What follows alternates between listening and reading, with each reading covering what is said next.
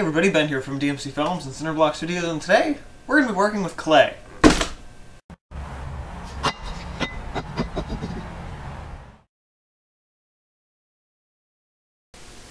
So the core of today's video I actually recorded a few weeks back, but during the editing process I found myself just talking and not really getting to the point. It was like 6 or 8 minutes of just trying to fill it with the introduction to the project before I actually got there. And I myself was getting bored with it, so I knew you guys would probably lose your attention pretty quick. So here are the things you need to know before I start working. So in college I did a little bit of sculpture work with polymer clay, and I made all of these interesting little clay heads.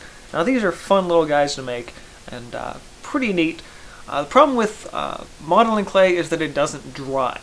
So 8 years later, this stuff is still a little wet and a little bit moldable. It would be a little harder, but I could just squeeze this in my hand and turn it into mush. So one thing that I picked up towards the end of my college years was this stuff called Claystone.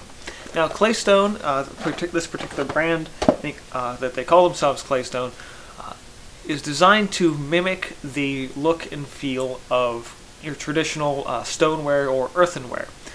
Now if you used either of those two in school doing something on a potter's wheel or little pinch pots, whatever they happen to be, you'll sort of recognize a similar working quality to that that you'd get with the claystone. Now claystone is a natural water-based clay, but it air dries. I feel like it's maybe a little bit synthetic to some degree because it doesn't have quite the same working properties as your traditional stone or earthenware. But if you're not used to working with those on a regular basis, you're probably not going to notice much of a difference. So the goal of this project is to create some new clay heads, similar to the ones I did with modeling clay back in college, only this time to make them in a clay that's actually going to dry and maybe something I can paint down the road. So that being said, let's get started on today's project.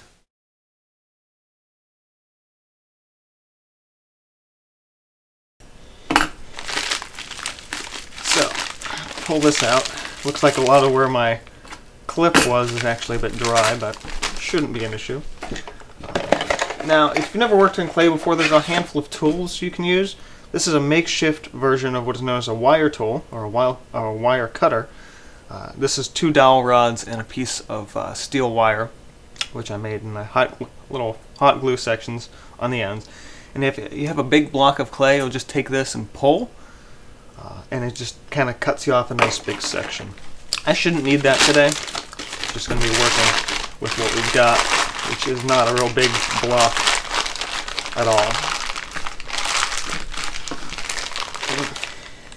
Alright. I'm just going to grab a bit of this. Like so. That should be all we need for the first couple heads. So I'm going to pull one of these back over here, just so you guys can have it as a reference. Now, even though I haven't done these in a very, very long time, the process of creating them is actually really easy.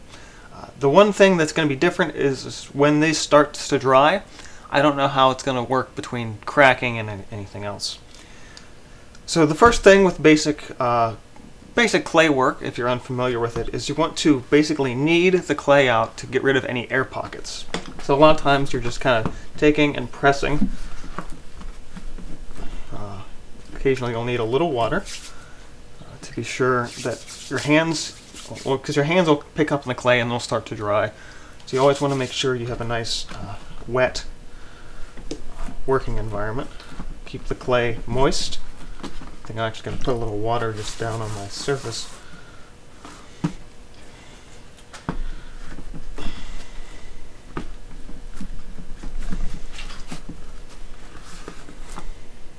Alright, that looks pretty good.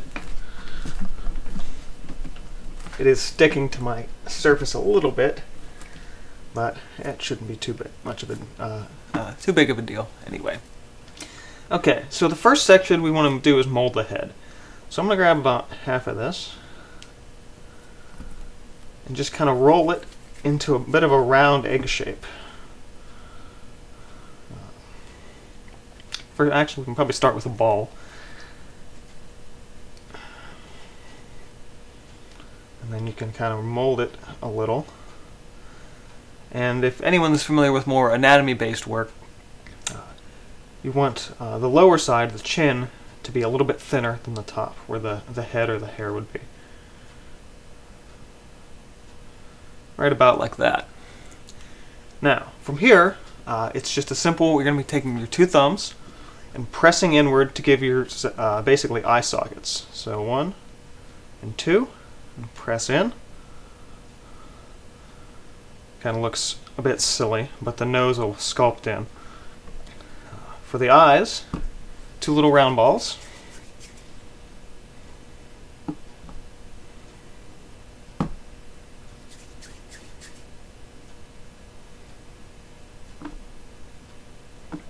I actually may have to deepen this a bit. Grab a little more water there. Oop, hello. It's getting slippery. Haven't done this in a little while. Now, in terms of applying and adding in, basically sculpting in and adding clay on top of clay, there's different methods for doing this. The easiest is scratch, wet, and weld. So I actually need to grab a something. Should have a little metal stick right here. Yeah, little metal stick. Little wood stick should work just fine. I actually use this for ink work a lot. So you take your surface, they're going to be basically attaching the clay to, and just kind of scratch it a little.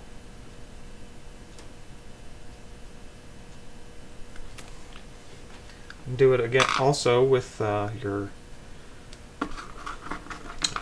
in this case, the little round balls. So we're going to, on one edge, just kind of scratch it a bit.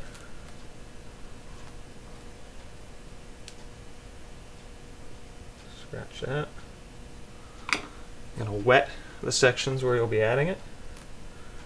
We're going to drop our little eyeballs in. This is already really different from...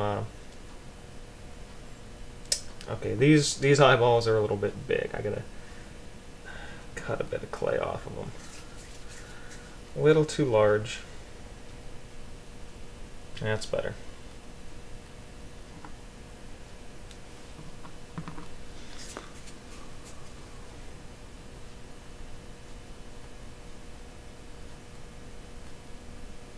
That one's still big.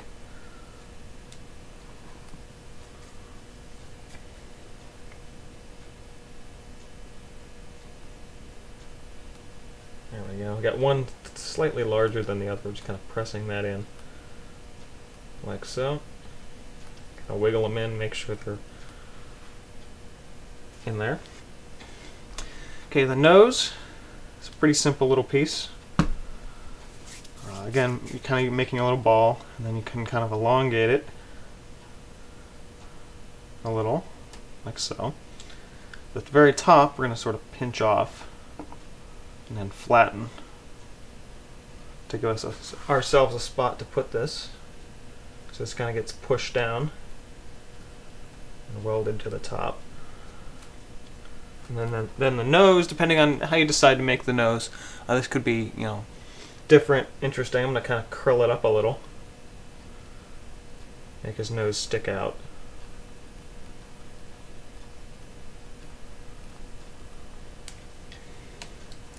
Now for the eyes, and particularly the pupils, because I'm a painter, I have lots of paintbrushes around. So we take the back end of a paintbrush and just kind of push down in the center.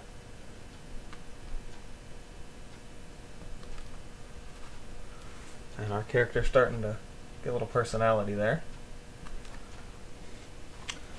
Now for the mouth's a little bit different in every one that I do. You can do it just like this, which was just a brush hole like that. I'm going to give him a slightly larger mouth here, make him smile maybe.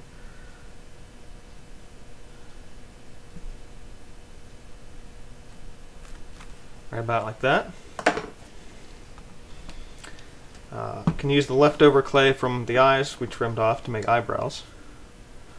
We're just kind of rolling out little snakes. And these just kind of go right on top.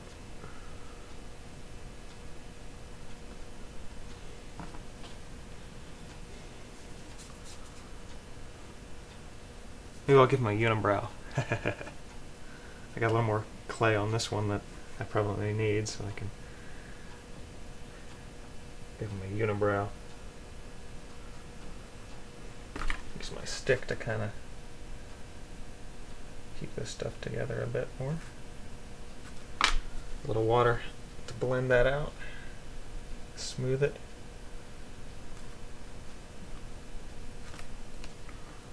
Alright. Almost done now. We just need the ears, which on this one, I like the ears that are big, they stick out, they give the character a little more, well, character. So for this, you need two circles, or two spheres that are pretty similar to the eyes. Maybe just a little larger. Add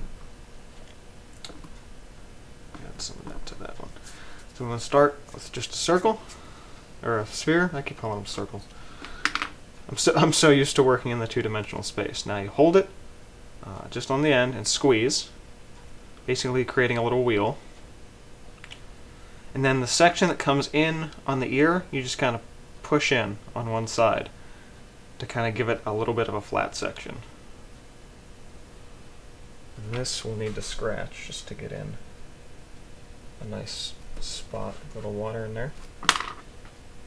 Better scratch this side too. And the ear, just kind of push on and then weld in to the side.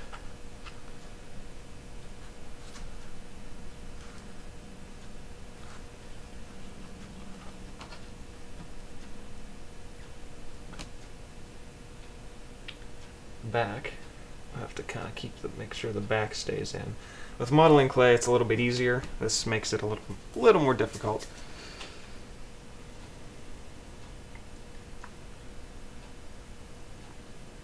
Push in on the side, gives you that section to put in.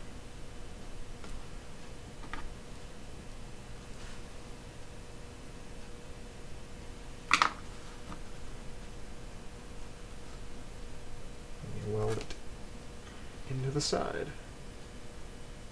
Try and match it up with the other one, at least to some degree. This one got a little screwed up. I can probably reshape it a bit here. Push this one in and really lay around a bit.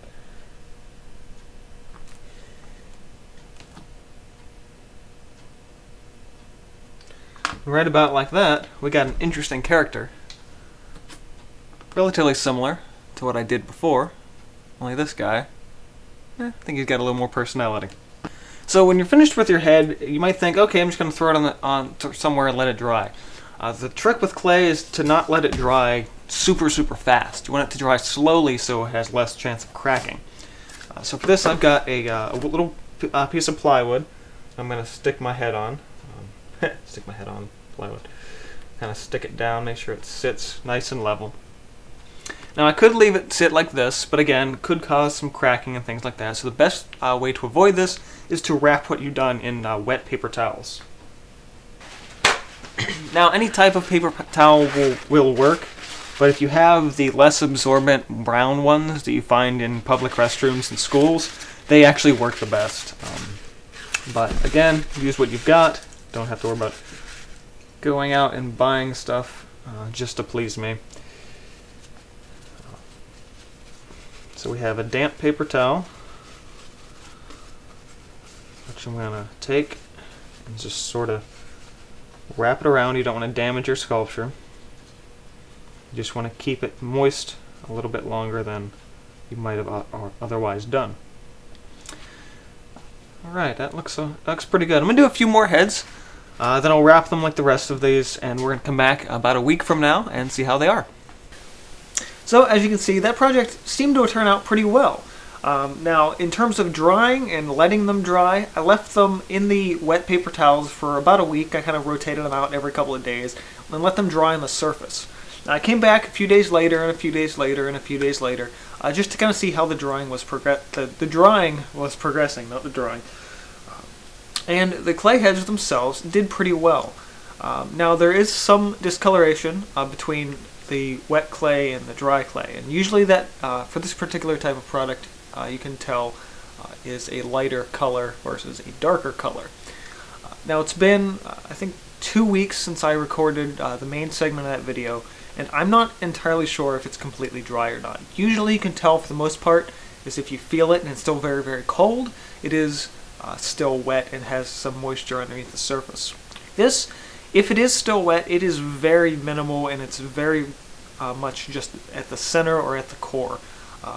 The stuff that's lighter in color was where it was resting on the wood, so the wood absorbed more moisture right away.